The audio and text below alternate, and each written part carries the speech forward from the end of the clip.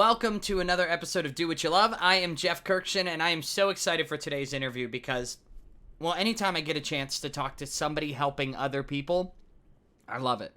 And Tennille Pereira is exactly that. She commits her life to helping those affected by the Las Vegas shooting that happened on the 1st of October in 2017. And we're coming up on the 4-year anniversary. And obviously, if you're listening to this podcast, you know I live in Las Vegas, and you might even know that I host a country music morning show in Las Vegas. So the 1 October shooting happened at the Route 91 Country Music Festival with Jason Aldean on stage. And the heartbreaking part of having to recap this for people listening is the fact that there's been a lot of shootings, and there's been a lot of things, and that in Vegas, this is in our blood now.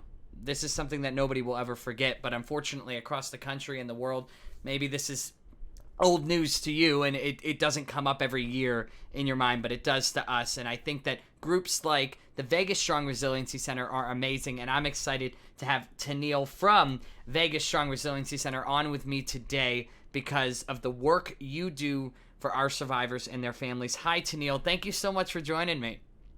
Hi, thanks for having us.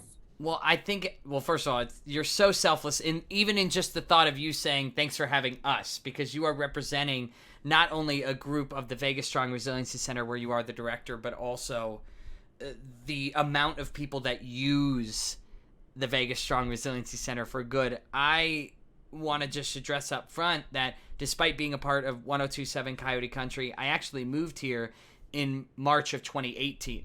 So about 5 months after the shooting occurred at the Route 91 festival, and this will be embedded in Vegas's history forever, unfortunately. And one can look at the positives and even say, hey, this has united our city. Nobody has to die to have a city united, of course, but it really has made us Vegas strong together. And I think a big group to thank for that is the Vegas Strong Resiliency Center. So I just got to first off say thank you for what you and your team does.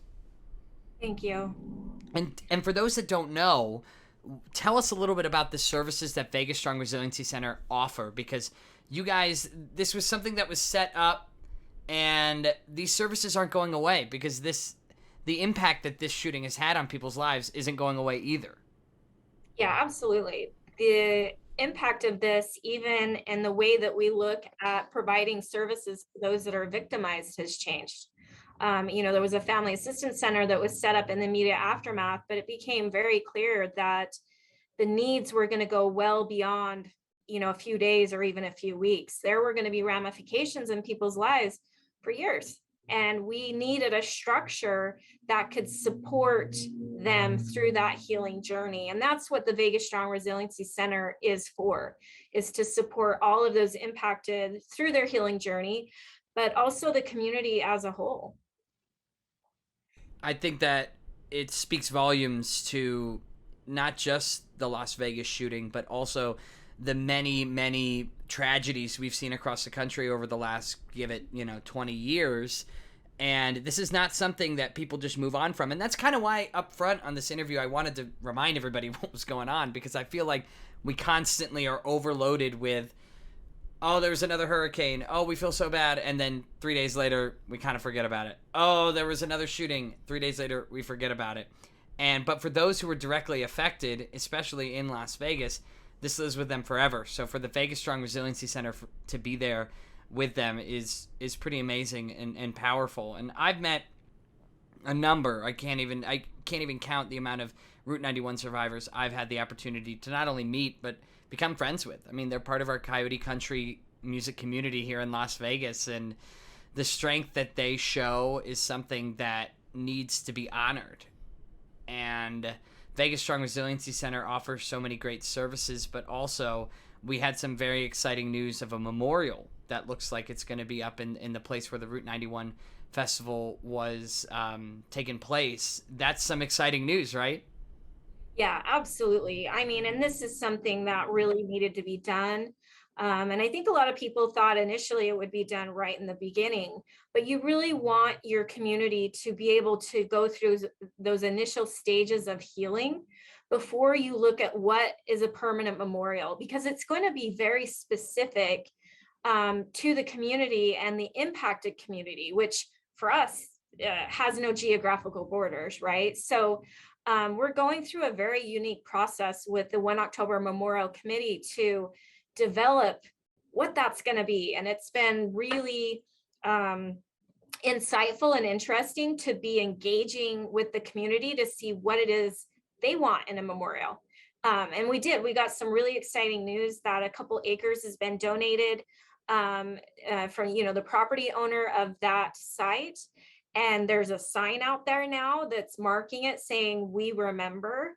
And I think that's the biggest thing, is letting those impacted know we remember, because it's all part of healing. You're absolutely right. And I think sometimes in a difficult emotional state, the smallest of gesture can make a massive impact, just like that sign that you mentioned. Now, Tennille, you work with survivors and families of victims and survivor families as well all the time. That's what you do for a living at the Vegas Strong Resiliency Center. And we bless you for your work, because work like that, I'm not here to draw conclusions, but I can only imagine is it's a passion project, and it's massively underfunded constantly, and you're always working with limited resources to make massive impacts. So we thank you for what you do. For you, is there one survivor or one story that sticks out that you really feel like, man, we made a difference? And I know you're the last person to pump your own tires here, but I mean it in the sense of you really helped somebody out. Absolutely. I mean, there's so many, and we see them in different stages of healing and in different things that they're dealing with, right? And there's one that really comes to mind, a gentleman that he's a single dad, and he had a lot of kind of childhood trauma in his history. And when this happened, it just really threw him for a loop, brought all that old trauma up. Oh, and then by the way, we hit a pandemic. Oh, now he doesn't have a job, and now he has lost his support structure with his family and friend relationships, because they don't understand what he's going through. And that trauma just brings out so many problems and issues, and it did in his life. And because of our positioning within the community, we were able to work with the unemployment and agencies, and get him back pay of thousands of dollars. We were able to work with our victims of crime program benefits, and got him lost wages all the way back from the beginning. He kind of reached out to us at a stage where his life really was it fell apart, and every part of his life had been impacted, and we were really able to jump in there and guide him to the resources that he needed, advocate for those resources, got him connected with all of those. And now we're working with him even further on additional mental health resources to make sure that he gets the healing resources that he needs, right? And a lot of times it's kind of plugging those holes, because everything in your life is impacted when you go through a traumatic event. There's really no part of your life that is left untouched. We see stories like that, though, repeated all the time. And a lot of times we work with, individuals for years, because healing is not a linear journey. There are, forward motions, and there are backward steps, right? And it's very individualized. I never thought about that the pandemic can be such a backward step for somebody's recovery. And to hear the story of a single father who, I don't want to say had things going for him, but was at least headed in the right direction, right? With healing and recovery. And then all of a sudden the rug gets pulled out, right? And we're losing jobs, we're losing pay, we're losing opportunity. And it really is heartbreaking to see in our society how quickly things can change. But with groups like Vegas Strong Resiliency Center, he already had that relationship. He already had that relationship with you. And so you stayed up. I can't even imagine the amount of hours you think about this man, calling and representing and just being there. What is your background that has led you to the Vegas Strong Resiliency Center that allows you to be as good at what you do as you are?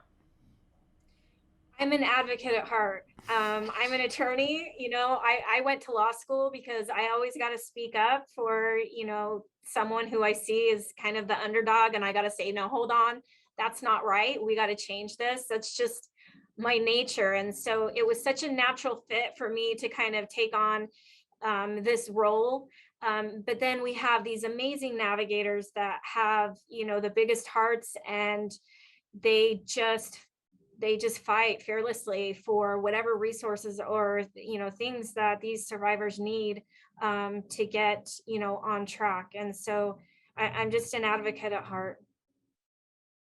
That is amazing. People can say it, but to live it is a totally different thing. I mean, with so many routes you can go as an attorney, my mom, long time lawyer in the Washington D.C. area, working on contract law, and she did it because it was a job, right? And that's what you do, is to make money, provide for your children and your family, but to take your degree and turn 180 into being able to help others and worry about others' families, I think that's pretty incredible. Thank you. Honestly, I'm just honored to be able to do it. I think of all the different work I could be doing, reviewing contracts or this or that. And while I might find it interesting, it's not fulfilling the way this type of work is, helping others. Do you feel, are you still, now this is what, 4 years later, have you gotten any survivors that come through the woodwork this long after the tragedy? Oh, absolutely. I mean, there were Really? Wow. yeah, 22,000 ticket holders, right? And thousands of other tourists up and down the strip. And then there were thousands of people in all the hotels that night. And there was a lot of confusion. Nobody really knew where the shooter was and if there were other shooters at other hotels. So there was a lot of trauma caused that night.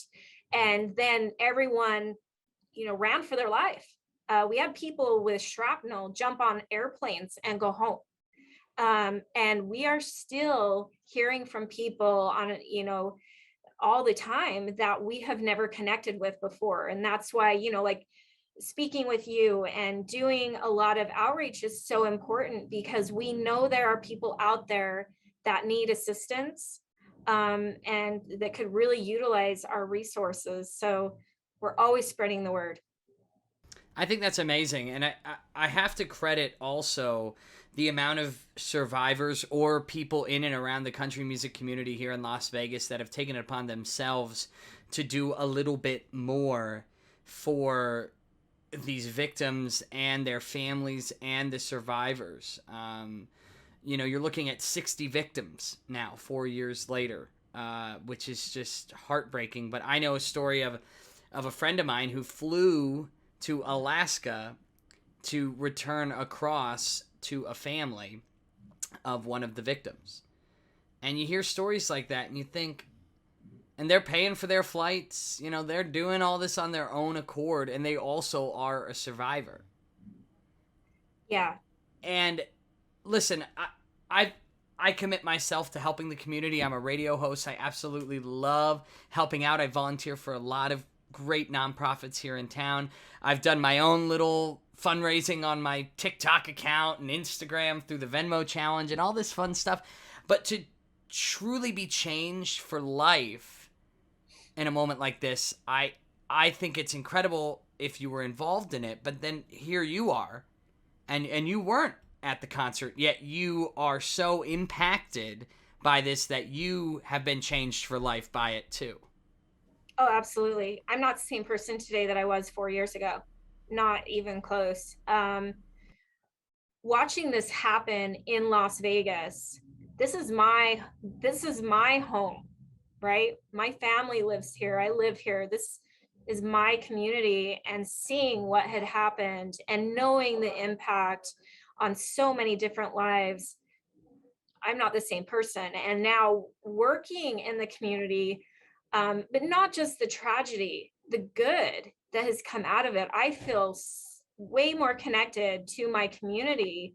And I think Las Vegas is more unified now 4 years after than we've ever been because of what happened, right? If you remember in that immediate aftermath, and we had blood drives, people lining the blocks to give blood.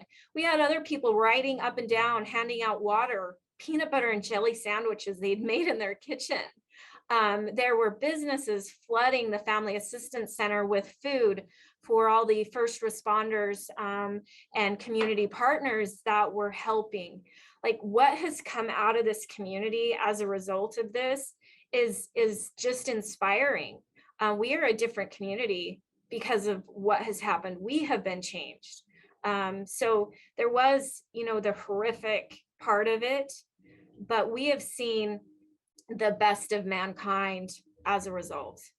I think you're absolutely right. And I think for our non-Vegas listeners who are listening to our episode right now, one, we appreciate you, but two, also realize that, like, I think the funniest thing I always say is, like, no, we don't live in a casino, right? There is a whole community and life here. I don't want to say outside of that world, but yeah, outside of that world, yeah, maybe a lot of us are involved in that world, whether it's as a server or a dealer or valet or security, whatever it might be. But we're also just a community with local people that love this city. And I remember waking up on October 1st. I was out on the East Coast at the time, and I was always up early for work. And so I was up and seeing this play out, and it was devastating, heartbreaking. And then seeing the Vegas Golden Knights turn things around and become such a powerful thing for the city and for the Vegas Strong movement that has helped heal this city. Has the Vegas Strong Resiliency Center worked at all with the Golden Knights in any way to kind of, help heal together? A little bit, but I just want to touch on that. I'm not a sports fan, and I don't have any type of hockey in my background, but I will tell you what, I am a diehard Vegas Golden Knights fan because of what they did for this community in the immediate aftermath, and healing and bringing us together and giving us something to cheer for. It was amazing. And, I will always be a Vegas Golden Knights fan for that. Oh, you're absolutely right. And I remember, like, I've worked in and around major league sports, high level sports, and I know how much money it costs to have your advertisement on the ice on the camera facing side, right? And especially a new team, Las Vegas, all this. And I can only imagine the sponsorship team, right? They're giving a call. Hey, this is what we want to do. We want every sign to say Vegas Strong. And every single endorser, without a doubt, I'm making this story up because I know it to be true, said, yes, please, go ahead. Do it. Do it, do it, do it. We support this team. We support this cause. And it almost brings tears to my eyes, thinking about the amount of support, not only from those Vegas Golden Knights, but from the incredible sponsors and, promotions and everybody who works with them to make this happen is pretty incredible. Yeah, absolutely. And, that continues on to today. Whenever we reach out to an organization looking for different resources or, something for a survivor, and we tell them who we are, the tone changes automatically, because they want to help this effort. And, it's, again, still awe-inspiring to this day to see that reaction throughout the community. No, you're absolutely right. And we had the pleasure of, at the first ACMs here in Las Vegas, the Academy of Country Music Awards here in town, was April of 2018. So this would be, 6 months after the tragedy at the Route 91 Festival. And we had cards and pins from the Vegas Strong Resiliency Center handing out to these artists and everything. And we've worked closely with you guys. And I don't speak for my company, but I can speak for my morning show anytime. It's Jeff and Amy in the morning, so I'm 50% of that show. Anytime you and Vegas Strong Resiliency Center needs anything, you can reach out to me. You have my email, you have my cell phone in there. Please do not hesitate to ask, because this community thanks you for what you've done for its survivors, because we needed the Vegas Strong Resiliency Center. Thank you so much. We really appreciate the support. Tennille, thank you so much for joining Do What You Love. You truly embody doing what you love. And I always get fascinated getting a chance to talk to people like yourself, because this podcast is I'll say it the way I planned it. It's all over the place in the right mindset. It's like one week we'll have a NASCAR driver. Next week we'll have the director of a nonprofit organization. The week after that we'll have a really crude TikTok comedian. And I think that the point of this podcast and what I'm hoping to do with it is give people a chance to be well-rounded. And maybe there's somebody out there that wants to work for the Vegas Strong Resiliency Center and can hear from this podcast and join, or wants to work for a local organization in their town or start one. For goodness sake, there's probably a lot of need for organizations like this with the amount of tragedy that we have. Yeah, absolutely. And what I would say is, if they're there, reach out to us. We'd love to support you too, because it goes out, ripples out.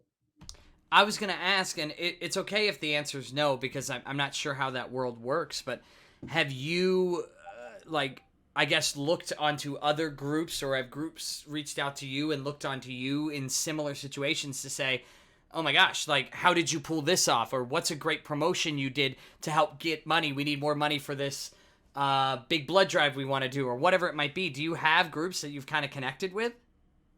Absolutely. And when another incident of mass violence has happened around the country, they've reached out to us and said, how did you structure your center? How did you stand it up? What works? What doesn't work? What should we look out for? And interestingly enough, there's a National Mass Violence Victimization Research Center that was begun October of 2017. They were stood up on that same day. October 1st was their initial startup date. And so it's, I don't know, it's a strange coincidence. Maybe it's not a coincidence. I don't know. But they actually put together a National Resiliency Center Director Forum, where we meet once a month and online, and we talk about the different things that we're seeing as directors. We support one another.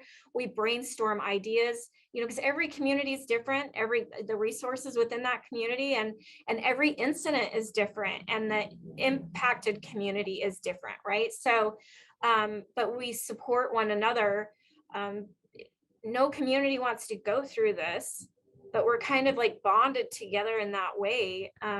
But we're helping all those other communities by what we've gone through, by what we've learned. So it all gets passed forward. Well, I think that's super important. And you brought up one point, was like what went well and what went wrong, right? Like nobody's perfect. And I think it's crazy that October 1st, 2017, this group started, and then all of a sudden we were tapping into it almost immediately thereafter.